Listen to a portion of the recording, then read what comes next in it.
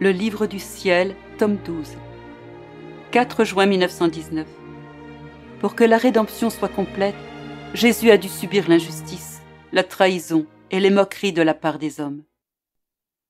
Je méditais sur la passion de mon toujours aimable Jésus, en particulier sur l'avalanche de coups de fouet qui s'abattirent sur lui durant sa flagellation. Je me posais la question: lesquelles des souffrances de Jésus furent les plus grandes? Celles que la divinité lui donna tout au long de sa vie ou celles reçues des mains des Juifs à la fin de sa vie terrestre? Par l'illumination de mon intelligence, mon doux Jésus me dit: ma fille, les souffrances qui m'ont été données par la divinité surpassent de très loin celles qui m'ont été données par les créatures, autant en intensité qu'en nombre et en durée. Et ces souffrances n'étaient pas teintées de haine et d'injustice. Elles étaient plutôt accompagnées d'un amour immense et de la complicité des trois personnes divines pour que mon humanité souffre autant de morts qu'il allait y avoir de créatures à voir la lumière de la création. Ces créatures que le Père m'avait confiées avec tant d'amour. En la divinité, l'injustice et la haine n'existent pas.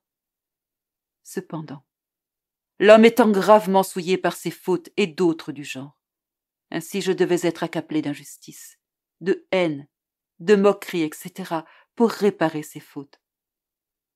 C'est ainsi qu'aux dernières heures de ma vie terrestre, j'ai souffert la passion de la part des créatures, où les injustices, la haine, les moqueries, les vengeances, les humiliations, etc., que les hommes m'ont fait subir furent si grandes que ma pauvre humanité devint l'opprobre et le rebut de tous, à tel point que je n'avais plus l'air d'un homme, et que mes bourreaux en étaient eux-mêmes horrifiés.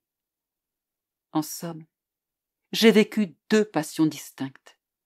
Les créatures étaient incapables de multiplier en moi les souffrances et les morts, autant de morts que de pécheurs.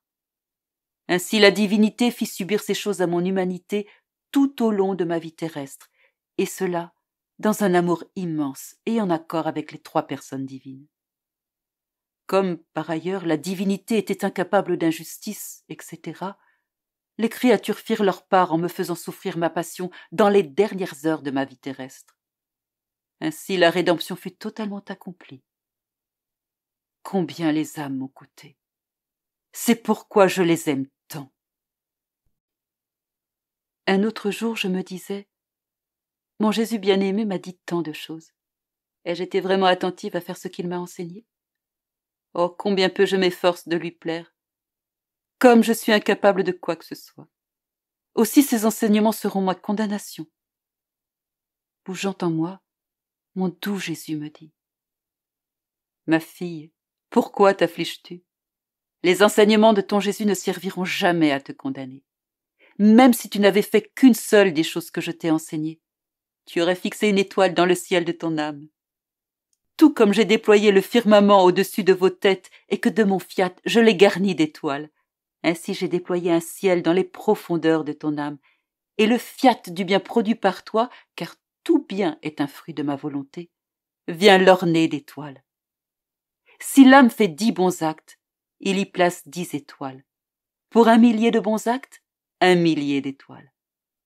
En conséquence, répète mes enseignements autant que tu le peux, afin d'orner d'étoiles le ciel de ton âme, et que ce ciel ne soit pas inférieur au ciel qui s'étend au-dessus de ta tête. Chacune de ces étoiles portera l'empreinte de l'enseignement de ton Jésus. Quel honneur tu me donneras!